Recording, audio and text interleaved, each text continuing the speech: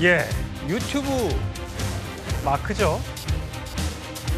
유튜브의 정치적 영향력이 점점 커지고 있죠. 이재명 대통령 선거 유세 당시, 대선 당시에 가짜 정보에 모함당했다면서 억울함을 내비치기도 했었습니다. 함께 들어보시죠. 정보가 중요합니다. 가짜 정보를, 가짜 뉴스를 퇴치해야죠. 네. 진짜 정보를, 진실을 유통시켜야죠. 그래야 판단이 바뀝니다. 좀 늙이는 분이 있는 것 같아요. 제가 미울 겁니다. 그런데 왜 미울까요? 모르기 때문에. 제가 온갖 모함을 당하긴 하지만 제가 정말로 뭐가 있었으면 이 자리까지 왔겠어요. 먼지 이상으로 털었는데 정보가 왜곡돼서 저는 그럴 거라고 생각합니다. 김동원 대변인, 네. 정보가 왜곡돼서 나를 잘못 알고 있는 분들이 많다라고 주장을 했습니다. 그러면서 이게 지난 6월에 있었던 국무회의 회의록이 뒤늦게 취재가 됐는데 돈을 벌기 위해서 가짜 정보를 뿌리는 유튜버들 어떻게 할지 법무부에서 검토하라. 형사처벌 시 검찰권 남용 문제가 있기 때문에 제일 좋은 건 징벌 배상이다. 가짜 정보를 유튜브 상에서 배포했을 경우에 돈을 막대한 배상금을 물릴 수 있는 그런 방안을 알아보라고 그랬습니다. 이거는 잘하고 있는 방안입니까? 네, 저는 원칙적으로 동의를 합니다. 이른바 가짜 뉴스로 국기를 흔드는 그리고 사회 혼란을 야기하는 그런 그 가짜 뉴스의 근원지는 척결을 해야 된다라고 저는 생각을 하고 있는 상황에서 이재명 대통령이 6월 국무회의에서 저렇게 얘기하는 그 자체는 저는 그 동의를 할 수가 있습니다. 배상, 징벌적인 배상과 보상의 차이는 배상은 바로 불법과 위법 행위를 해서 손해를 끼친 것이고요. 보상은 적법한 행위를 뭐 재개발 같은 것을 해서 보상을 해주는 것이 배상과 보상의 차이라는 것은 아마 시청자 여러분 잘 아실 테고요. 여기에 이제 징벌적이라는 얘기가 있습니다. 피해를 본 만큼 물어내는 것이 아니라 이것은 사회적인 해악이 있으니 피해를 본 거 플러스 벌을 주겠다. 어마어마한 그런 그 금액을 부과를 하겠다. 그래서 바로 징벌적 배상인데요.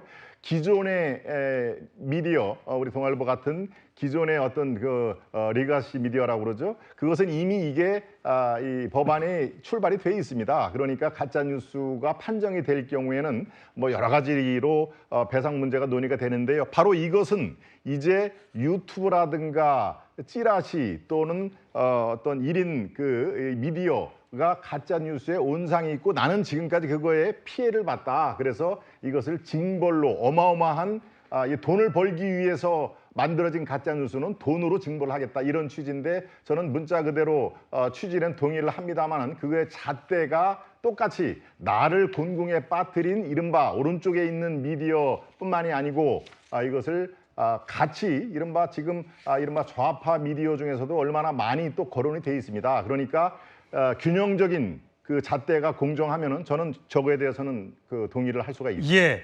자, 이게 진영을 넘어서 진영의 문제가 아닙니다. 가짜 정보들이 너무 판을 쳐서 연예인들도 공격을 하고 일반인들도 공격을 하고 다양한 사람들이 피해를 보고 있기 때문에 반드시 손을 보긴 봐야 합니다. 그런데 이제 일각에서는 너무 한쪽만 또 공격하는 것 아니냐라는 우려를 하기도 합니다. 자, 여러분들은 지금 얘기를 들으면 이거는 가짜 정보인 것 같습니까? 진짜 뉴스인 것 같습니까? 들어보시죠. 제가 처음 받은 제보는 암살조가 가동된다였습니다. 1. 체포되어 이송되는 한동훈을 사살한다. 2. 조국, 양정철, 김어준 체포되어 호송되는 부대를 습격하여 구출하는 신용을 하다 도주한다. 북한의 소행으로 발표한다.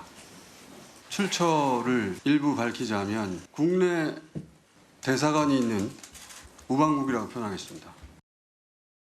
이 신문 잘 한번 보십시오. 보입니까?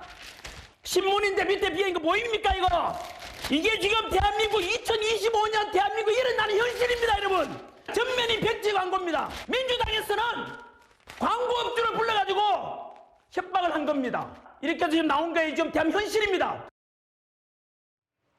예, 김주익 대변인. 과거에 대선 기간 중에 카톡 검열을 한다고 해서 한바탕 홍역을 치렀던 적이 있습니다. 또 지금 이 뉴스를 보시고 또 일부에서 생각하시는 분은 유튜브도 이제 검열하나 보네. 가짜 정보, 가짜 뉴스, 가짜 정보와 진짜 뉴스는 어떻게 구분할 것이며 논평과 또 가짜 정보는 어떻게 구분할 것이며 뭐 이런 등등의 의문을 품는 분들도 계시더군요. 지금 이제 미디어가 변했습니다. 그 또 국민들께 일반 시민들께 영향력을 갖고 있는 플랫폼들이 많이 다변화된 것도 사실입니다. 그 중에서 유튜브가 언론일까요? 아니면은 개인 방송입니까? 이 개인 방송에서 나오는 얘기들이 가짜의 경우에 이 부분에 대한 피해는 누가 보는 것입니까? 이런 여러 가지 상황들이 있기 때문에 이제 더 이상 유튜브를 단순하게 어떤 언론 범주 바깥에 있다라고 얘기할 수가 없는 것이에요.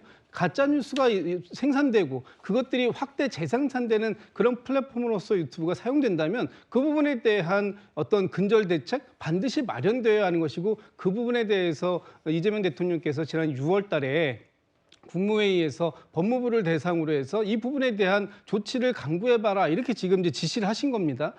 분명히 돈을 벌기 위해서 하는 행위들 그런데 그것들이 불법적이고 가짜 뉴스를 생산해내는 것이라면 반드시 근절되어야 되는 것이고요. 그에 따른 어떤 법적 책임뿐만 아니라 손해배상을 크게 물림으로써 다시는 그런 가짜 뉴스가 생산되지 않도록 하는 근본적인 방식의 대응책도 반드시 필요하다 이런 부분이고 지금 그 전환기 씨가 좀 전에 나오긴 했는데요. 어떤 상황들에 대해서 본인의 주장을 하는 것과 그 주장이 마치 사실에 근거한 것인 것처럼 하는 것 이것은 다른 것입니다. 언론은 사실에 대한 사실관계 확인 소위 팩트체크라는 걸 분명히 하게 되어 있고 그 부분에 대해서 본인들이 책임을 지는 거 아닙니까? 그런데 유튜브에서 사실관계를 확인하고 얘기하는 적 별로 없잖아요. 그런 부분들 때문에 유튜브 방송이 마치 지금 모든 일반 언론하고 똑같이 사실관계만 전달하고 있다고 보는데 그렇지 않은 부분이 상당히 많기 때문에 이 부분에 대해서는 한번 본격적인 연구가 필요하다. 예. 이렇게 생각하고 있습니다. 예전에 한때 그